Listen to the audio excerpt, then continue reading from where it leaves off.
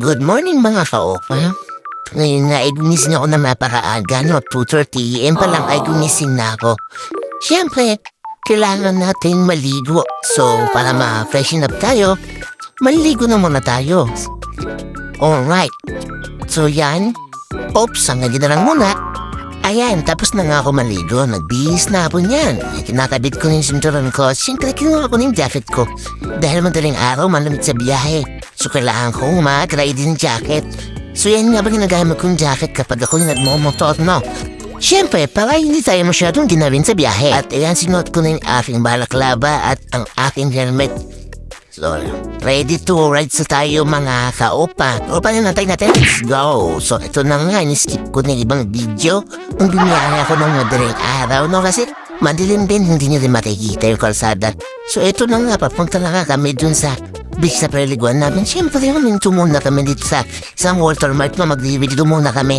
Napakalapit ng kinuha kong camera, ma. Oh, Ayaw, di ba? Namamalayan na yung camera niya. Ay, hindi na ako yan nga pala yung pinsan ko. So, nagpatuloy na ulit kami sa pagbibiyahe. Masarap mag-lays ng katuwaga. Diyan nga para nakasakay yung ating buong pamilya sa jeep na yan. So, kami naka-convernan, sinusundan lang namin yan, no? Kasi hindi ko rin talaga alam kung saan yung papuntang resort. So, yan. Magandang biyahe ngayon. Walang masyadong buong biyahe nito kasi mahal na araw. So, ayan. Tuloy lang ang biyahe, mga ka-opa. Hay, naiinit na ako sa biyahe, mga ka-opa. At ito na nga, wow! Ang galing talaga ng cameraman ko. Ano? Biro mo, nakuhanan niya pa yung bill na yan. Ito na nga, bigla kaming napahinto at meron daw bayad ang ecological fee na tinatawag nila, no? So yan si Tito Mac, no? Inaasikaso niya na kung magkano yung mga babayaran namin. So binibilang niya.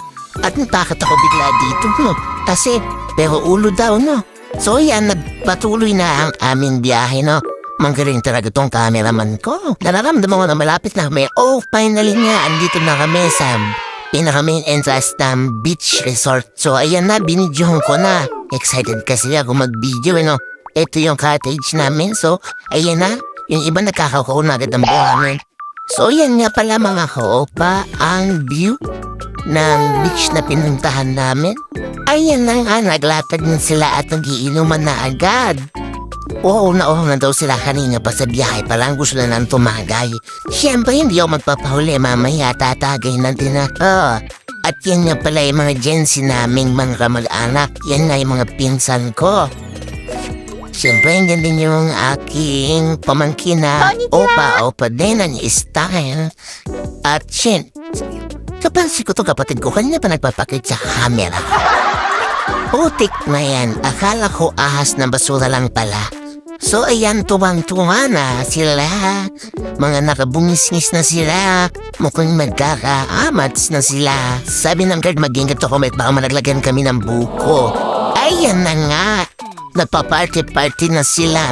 Ayan na nga, hindi na nila napagilan ang kanilang mga sariling sumayaw. Hawak lang daw nila ang beat sa mga oras na yan. Siyempre naiingit din naman ako. Gusto ko silang sabayan. Kasi napaka-trend ng tugtog na yan ngayon. Yan. Hawak mo ang beat. Hawak mo ang beat. Tama ba? Tuwang-tuwa naman itong ating kaputek. Happy yarn. Sige pa, lower pati yan, alin. Eto na nga, hindi na pala na kontento, no? Nagbutods na sila. Ayan na. Sino ko pa yung pinamagaling sa kanilang magbudot? Sige pa, lower pa, lower. Naka, si Tia Nunoy, bigla siyang napuring. Yan, napakasakit niyan sa mata pa naman. Mga to, walang alam. Tuloy lang sa pagsayaw. Yan, sige. Budots pa. Sige, lower. Ito na nga yung kapatid ko, halatang lasing na to. At hindi ko alam kung saan lupalo pinakuha yung kanyang steps na yan, no? Kita niyo yung steps na yan, no? Saan kaya lupalo pinakuha yan? May kapartner pa siya dyan. Kanina pa yung sew napapansin ko eh. At hindi pa nga yun natatapos ang lahat. Pag-uwi namin, nag-inuman pa kami sa bahay ng Happy Giant. Ayan, nag-TikTok pa kami dahil hindi ako nakasabay kanina. Siyempre, hindi ako papahuli sa pagsayaw, no? Kailangan masayaw din tong hawak mo ang beat. Ay, hawak mo ang beat, no? Ayan na, makita niyo na ako. Yan na, humatong na si Opa. Ayan, get ready. Walang kukurap. Eto na.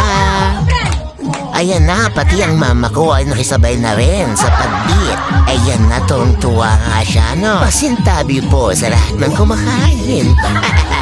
Tignan niyo na lang po kung sino pinakamagaling sumayaw. Aba, kakaiba tong pamangkin ko. Sumasayaw din. Bata pa lang yun, ha?